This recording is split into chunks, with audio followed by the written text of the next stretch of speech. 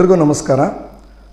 ಇವತ್ತಿನ ಸಾಹಿತ್ಯ ಸಂವಾದದಲ್ಲಿ ಬಸವಣ್ಣನ ವಚನಗಳಲ್ಲಿ ಸಾಮಾಜಿಕ ಜೀವನದ ನಡೆನುಡಿ ಎಂಬ ವಿಷಯವಾಗಿ ಮಾತನಾಡ್ತಿದ್ದೇನೆ. ಕನ್ನಡ ಸಾಹಿತ್ಯಕ್ಕೆ 2000 ವರ್ಷಗಳ ಸುದೀರ್ಘವಾದಂಥ ಇತಿಹಾಸ ಇದೆ. ಪ್ರಾಚೀನ ಕಾಲದಿಂದಲೂ ಕೂಡ ಅನೇಕ ಕವಿಗಳು ಕಾವ್ಯಗಳನ್ನು ರಚನೆ ಮಾಡುವಂಥ ಸಂದರ್ಭದಲ್ಲಿ ಸಂಸ್ಕೃತ ಸಾಹಿತ್ಯವನ್ನು ತಂದು ಕನ್ನಡವನ್ನು ಸಂಸ್ಕೃತಮಯವನ್ನಾಗಿ ಮಾಡಿಬಿಟ್ರು. ಇದರಿಂದ ಸಾಮಾನ್ಯ ಜನಕ್ಕೆ ಸಾಹಿತ್ಯ ಅನ್ನೋದು ಮುಟ್ಟೋದಕ್ಕೆ ತುಂಬ ಕಷ್ಟ ಆಗೋಯಿತು. ಆ ಸಂದರ್ಭದಲ್ಲಿ ಬಂದಂಥ ಸಾಹಿತ್ಯವೇ ವಚನ ಸಾಹಿತ್ಯ. ವಚನಕಾರರು ತಮ್ಮ ಅನುಭವಗಳನ್ನು ಅಥವಾ ಅನುಭವಗಳ ಸಾರವನ್ನು ಸುಲಭವಾಗಿ, ಭಾಳ ಸುಂದರವಾಗಿ ಮತ್ತು ಸರಳವಾಗಿ ಜನಸಾಮಾನ್ಯರಿಗೂ ಕೂಡ ಮುಟ್ಟುವಂತೆ ತಮ್ಮ ವಚನಗಳಲ್ಲಿ ಅಭಿವ್ಯಕ್ತಪಡಿಸ್ತಾ ಬಂದರು. ಎಲ್ಲ ವಚನಕಾರರು ಕೂಡ ಭಾಳ ಸರಳವಾಗಿ ಜನ ಮುಟ್ಟುವಂಥ ಜಾನಪದವಾದ ರೀತಿಯಲ್ಲಿ ಸಾಹಿತ್ಯ ಅನ್ನುವಂಥದ್ದು ಜನರ ಹತ್ತಿರಕ್ಕೆ ಸುಳಿತು. ಅಂತಹ ಕಾಲಘಟ್ಟದಲ್ಲಿ ಬಂದಂಥ ಬಹಳ ಪ್ರಮುಖರಾದಂಥವರು ಬಸವಣ್ಣನವರು. ಕಲುಷಿತಗೊಂಡಿದ್ದಂತಹ ಸಾಮಾಜಿಕ ಮತ್ತು ಧಾರ್ಮಿಕ ವ್ಯವಸ್ಥೆಯನ್ನು ಧಿಕ್ಕರಿಸಿ ಸಮಾಜದ ಸಮಾನತೆಗಾಗಿ ಹೋರಾಡಿದಂಥವರು ಬಸವಣ್ಣನವರು. ಅವರ ಕಾಯಕ ತತ್ವವನ್ನು ಸಾರಲು ಸ್ವರ್ಗ ನರಕಗಳ ಪರಿಕಲ್ಪನೆ, ಕೈಲಾಸ ಮತ್ತು ವೈಕುಂಠಗಳು ಸ್ವರ್ಗ ನರಕ, ಕೈಲಾಸ ಮತ್ತು ವೈಕುಂಠಗಳು ಬೇರೆಯಲ್ಲ, ತಾವು ಮಾಡುವ ಕಾಯಕವನ್ನೇ ಕೈಲಾಸವಾಗಿಸಿದ ಬಸವಣ್ಣನವರು ದೇವಾಲಯಗಳನ್ನು ಅಥವಾ ಅದರ ನಿರಾಕರಣೆಗಳಂದ್ರೆ ದೇವಾಲಯಗಳ ಪ್ರವೇಶ ನಿರಾಕರಣೆಯನ್ನು ಧಿಕ್ಕರಿಸಿ ಅಂಗೈಗಳಿಗೆ ಲಿಂಗವನ್ನು ಕೊಟ್ಟು ಸ್ಥಾವರ ಕಳಿಯುಂಟು ಜಂಗಮ ಕಳಿವಿಲ್ಲ ಎಂಬ ತತ್ವವನ್ನು ಜಗತ್ತಿಗೆ ಸಾರಿದಂಥವರು. ಸಾಮಾಜಿಕವಾದಂಥ ಬದುಕಿನಲ್ಲಿ ಪ್ರತಿಯೊಬ್ಬ ಮನುಷ್ಯನ ಬದುಕು ಹೇಗಿರಬೇಕು, ಅವನ ಬದುಕು ಮತ್ತೊಬ್ಬರ ಜೀವಪರವಾದಂಥ ಕಾಳಜಿ ಹೇಗಿರಬೇಕು ಅನ್ನುವಂಥ ತತ್ವಗಳನ್ನು ಇಂದಿನ ಸಂವಿಧಾನದಲ್ಲಿರ್ತಕ್ಕಂಥ ಆಶಯಗಳನ್ನೇ ವಚನ ಸಾಹಿತ್ಯವು ಕೂಡ ತನ್ನ ಒಡಲಲ್ಲಿ ತುಂಬಿಕೊಂಡಿದೆ.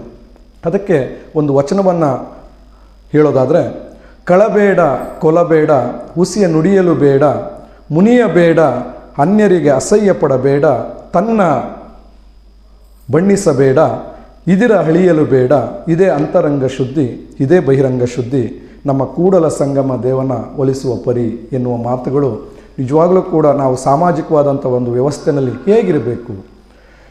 ಕಳ್ಳತನವನ್ನು ಮಾಡಬಾರ್ದು, ಕೊಲ್ಲಬಾರ್ದು, ಹಿಂಸೆಯನ್ನು ಮಾಡಬಾರ್ದು, ಸುಳ್ಳನ್ನು ಹೇಳಬಾರ್ದು, ಮತ್ತೊಬ್ಬರನ್ನ ಕಂಡಾಗ ಕೋಪ ಮಾಡಿಕೊಳ್ಬಾರ್ದು, ಒಂದು ಶಾಂತವಾದಂಥ ಮನಸ್ಥಿತಿಯಲ್ಲಿ ಇರಬೇಕು, ಇನ್ನೊಬ್ಬರನ್ನು ಕಂಡಾಗ ಅಸಹ್ಯವನ್ನು ಪಡದೆ, ಇನ್ನೊಬ್ಬರನ್ನು ತುಚ್ಛವಾಗಿ ನೋಡದೆ, ಎಲ್ಲರಲ್ಲೂ ಕೂಡ ಒಬ್ಬ ಸಾಮಾಜಿಕವಾದಂಥ ಜೀವಿಯಾಗಿ ಬದುಕುವಂಥ ಒಂದು ಮಹದಾಶಯವನ್ನು ಬಸವಣ್ಣನವರು ನಮಗೆಲ್ಲರಿಗೂ ಕೂಡ ಬಹಳ ಸರಳವಾಗಿ ಹೇಳ್ಕೊಡೋದ್ರ ಮೂಲಕ ಸಮಾಜದಲ್ಲಿ ಒಂದು ಸಾಮಾಜಿಕ ಪರಿವರ್ತನೆ ಮತ್ತೊಂದು ಕ್ರಾಂತಿಯನ್ನು ಉಂಟು ಮಾಡುವಂಥ ಒಂದು ಪ್ರಯತ್ನವನ್ನು ಮಾಡ್ತಾ ಬಂದರು. ಹಾಗೆ ಸಂವಿಧಾನದ ಆಶಯದಲ್ಲಿ ಹೇಳ್ತಾರೆ, ಧಾರ್ಮಿಕ ಸಹಿಷ್ಣುತೆ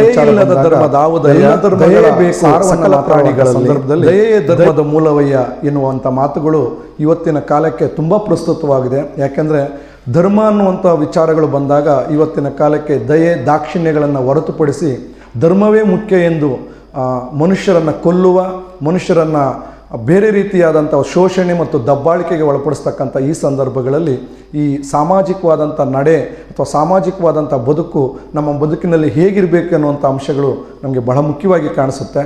ಅದೇ ರೀತಿಯಾಗಿ ಅವರು ಬಹಳ ಮುಖ್ಯವಾಗಿ ಮತ್ತೊಂದು ಧರ್ಮದ ವಿಚಾರವನ್ನೇ ಮಾತಾಡುವಾಗ ಈ ಸ್ವರ್ಗ ಮತ್ತು ನರಕದ ಪರಿಕಲ್ಪನೆಗಳ ಬಗ್ಗೆ ಮಾತಾಡ್ತಾ ಹೋಗ್ತಾರೆ. ಪ್ರತಿಯೊಬ್ಬ ಮನುಷ್ಯನೂ ಕೂಡ ಎಲ್ಲ ಧರ್ಮಗಳು ಏನು ಹೇಳ್ತಾವಂದರೆ ಸ್ವರ್ಗವನ್ನು ಕಾಣಬೇಕಾಗುತ್ತೆ, ಅದಕ್ಕೆ ಧರ್ಮವನ್ನು ಪಾಲಿಸಬೇಕು, ಧರ್ಮೋ ರಕ್ಷಿತ ಅನ್ನುವಂಥ ಮಾತುಗಳು ಇವತ್ತಿನ ಕಾಲಕ್ಕೆ ತುಂಬ ಜನ ಅದನ್ನು ಒಂದು ರೀತಿಯ ಅಡಿಬರಹವನ್ನಾಗಿ ಆಗಿಸಿ ಸಮಾಜದಲ್ಲಿ ಕೋಮುಗಲಭೆಗಳನ್ನು ಎಬ್ಬಿಸ್ತಕ್ಕಂಥ ಒಂದು ಸಂದರ್ಭದಲ್ಲಿ ಬಹಳ ಮುಖ್ಯವಾದಂಥ ಪದ್ಯ ಯಾವುದು ಅಂದರೆ, ದೇವಲೋಕ ಮರ್ತ್ಯಲೋಕ ಎಂಬುದು ಬೇರೆಲ್ಲ ಕಾಣಿರೋ, ಸತ್ಯವನ್ನು ನುಡಿಯುವುದೇ ದೇವಲೋಕ, ಮಿಥ್ಯವನ್ನು ನುಡಿಯುವುದೇ ಮರ್ತ್ಯಲೋಕ, ಆಚಾರವೇ ಸ್ವರ್ಗ, ಅನಾಚಾರವೇ ನರಕ ಎನ್ನುವಂತಹ ವಚನ ನಮ್ಮೆಲ್ಲರಿಗೂ ಕೂಡ ಇವತ್ತು ಪ್ರಸ್ತುತವಾಗಿದೆ. ಯಾಕಂದರೆ ನಾವು ಸತ್ಯವನ್ನು ಮಾತಾಡ್ತಾ ಸತ್ಯದ ನಡೆಯಲ್ಲಿ ಹೋಗ್ತಾ ಹೋದರೆ, ನಾವು ಎಲ್ಲಿ ಅಸತ್ಯವನ್ನು ಕಂಡಾಗ ಅಥವಾ ಯಾವುದಾದ್ರೂ ಒಂದು ಹಿಂಸಾ ಮಾರ್ಗವನ್ನು ಕಂಡಾಗ ಅದನ್ನು ಪ್ರಶ್ನಿಸುವಂತಹ, ಆ ಪ್ರಶ್ನೆ ಮಾಡುವುದರ ಮೂಲಕ ಸಮಾಜದಲ್ಲಿ ಒಂದು ಬದಲಾವಣೆಯನ್ನು ತರುವಂಥ ಪ್ರಯತ್ನವನ್ನು ವಚನಕಾರರು ಆವತ್ತಿನ ಕಾಲಕ್ಕೆ ಮಾಡ್ತಾ ಬಂದರು.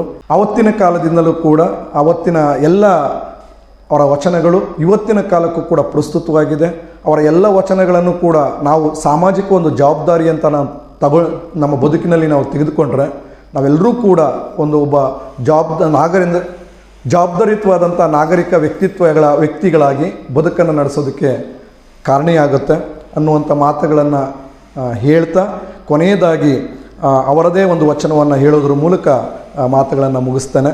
ನುಡಿದರೆ ಮುತ್ತಿನ ಹಾರದಂತಿರಬೇಕು, ನುಡಿದರೆ ಮಾಣಿಕ್ಯದ ದೀಪ್ತಿಯಂತಿರಬೇಕು, ನುಡಿದರೆ ಸ್ಫಟಿಕದ ಸಲಾಕೆಯಂತಿರಬೇಕು, ನುಡಿದರೆ ಲಿಂಗ ಮೆಚ್ಚಿ ಅಹುದಹುದೆನಬೇಕು, ನುಡಿಯೊಳಗಾಗಿ ನಡೆಯದಿದ್ದರೆ ಕೂಡಲ ಸಂಗಮ ದೇವ ಎಂತ ಒಲಿವನಯ್ಯ.